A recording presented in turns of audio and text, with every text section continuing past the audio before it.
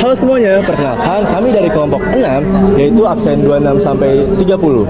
Jadi, pada hari ini kami akan menjelaskan dan mempresentasikan sebuah materi yang berjudul Persamaan Dasar Akuntansi.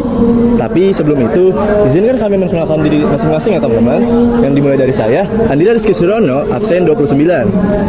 Aisyah Primatia ini absen 28. Saya Gwen Jatiradang Gunawan, absen 30. Saya Kartika Megalusari, absen 27. Saya Calvin Momora Selawai, absen 26. Oke, dan kita akan langsung masuk ke materinya. Pertama, kita bahas dulu pengertian akuntansi. Akuntansi adalah suatu sistem informasi yang berfungsi untuk mengidentifikasi, mencatat, dan mengkomunikasikan kejadian-kejadian ekonomi dalam suatu perusahaan atau organisasi kepada pihak-pihak yang berkepentingan. Jadi, lewat akuntansi, informasi keuangan bisa dipahami dan digunakan oleh pengguna laporan keuangan seperti pemilik, manajer, investor, maupun kreditor. Selanjutnya kita masuk ke tujuan dari akuntansi itu sendiri. Yang pertama, menyediakan informasi keuangan yang relevan dan andal. Kemudian membantu pemilik, manajer, dan investor dalam mengambil keputusan. Tentunya menghitung laba dan rugi perusahaan, menilai kinerja perusahaan dalam periode waktu tertentu, dan menjadi dasar dalam perhitungan pajak.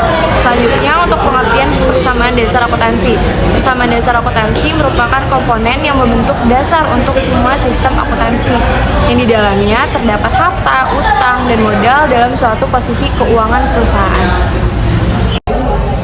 Kemudian ada unsur-unsur dari persamaan dasar akuntansi. Yang utamanya ada 3 nih teman-teman. Yang pertama adalah aset. Aset itu adalah harta atau kekayaan yang dimiliki oleh suatu perusahaan dan diharapkan akan membantu di masa yang akan datang. Lalu yang kedua adalah liabilities. Liabilities adalah hutang atau kewajiban yang harus dibayarkan nih oleh si pemilik perusahaan dalam jangka waktu yang telah ditentukan. Kemudian yang terakhir atau yang ketiga itu ada equity atau yang disebut juga dengan modal, yaitu investasi dari si pemilik perusahaan. Yang ketiga yakni pemasaran dasar akuntansi, yakni harta atau aset merupakan semua kekayaan perusahaan yang mencakup kas, persediaan, dan yang lainnya. Sama dengan hutang atau kewajiban perusahaan kepada pihak lain, termasuk hutang bank dan utang usaha, plus modal, yakni hak pemilik atas kekayaan perusahaan, yang artinya setiap harta yang dimiliki perusahaan itu berasal dari hutang atau modal. Oke, gini teman-teman. Jadi di akhir ini saya mendapatkan untuk membahas sebuah latihan soal gitu ya, yang saya buat sendiri dan saya jawab sendiri sesuai dengan pengetahuan saya. Dan di sini saya izin menjelaskan gitu apa yang udah saya tulis gitu sesuai ya pemikiran saya gitu. Dan saya di sini ada membuat soal. Yang pertama ada 1 Januari itu pemilik setor modal tunai itu 10 juta. 2 Januari itu membeli perlengkapan itu 1 juta.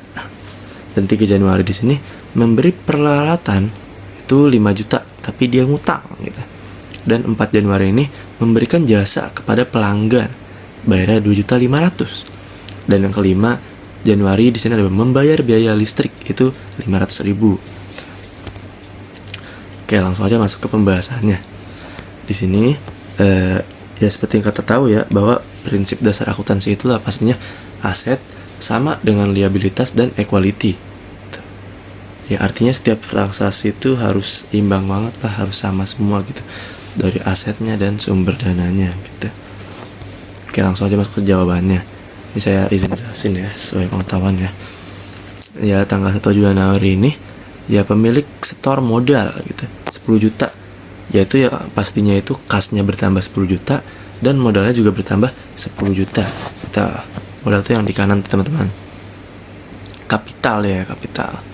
Dan yang kedua di sini 2 Januari yaitu perusahaan membeli sebuah perlengkapan gitu 1 juta, dan itu masuknya ke supply juga, yang berarti kasnya berkurang karena buat beli itu 1 juta berkurang 1 juta, dan supply-nya itu bertambah 1 juta.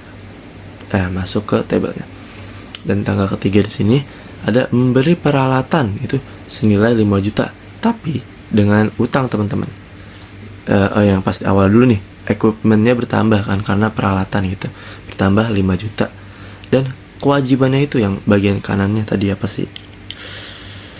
liabilitas dan equality-nya itu bertambah, itu karena dia ngutang kan, itu bertambah 5 juta gitu. Di tanggal 4 Januari ini perusahaan itu memberikan kan jasa deh, bentar mana salah tadi, jasa kepada pelanggan tunai 2.500.000 gitu. Nah jadi dia memberikan jasa gitu, yang pastinya itu ada transaksi gitu kan, yaitu kasnya bertambah 2.500.000 dan pendapatan di ekuitasnya juga bertambah 2.500.000. Langsung aja catat di sini ya, tuh revenue-nya nambah kan. Oke, dan di akhirnya ini ada 5 Januari itu perusahaan membayar listrik sebesar 500.000 gitu. Ya yang pastinya membeli gitu, pasti kasnya berkurang kan 500.000, dan ada beban gitu, beban listrik lah gitu, itu masuk di ekuitas seharga 500.000. Itu expense ya, setahu yang saya pelajari itu expense gitu. Ya udah gitu, langsung aja dihasilin kan, asetnya itu cashnya ada 11 juta, terus dari supply ada 1 juta, dan dari equipment ada 5 juta. Itu bagian aset, totalnya itu ya 17 juta gitu. Dan di bagian apa sih yang paling kanannya, liabilitas plus equity ini ya, di akun payable yang tadi itu yang tanggal berapa sih, 3 itu 5 juta, dan dari modalnya tadi itu yang paling awal itu 10 juta dan revenue-nya 2 juta gitu. Itu kenapa bisa saya bilang 2 juta, karena ya revenue itu kan 2.500.000, tapi karena ada expense ini 500, jadi dikurang gitu, jadi 2 juta. Jadi 5 tambah 10 tambah 2 itu 17. Berarti bagian kiri aset senilai 17 juta dan liabilitas 5 juta plus equity 12 juta. Ya udah, berarti sama-sama 17 dan 17. Oke, jadi balance deh. Gitu aja. Sekian dari kami, untuk kurang dan lebihnya kami mohon maaf. Saya mewakili kelompok 6 mengucapkan terima kasih.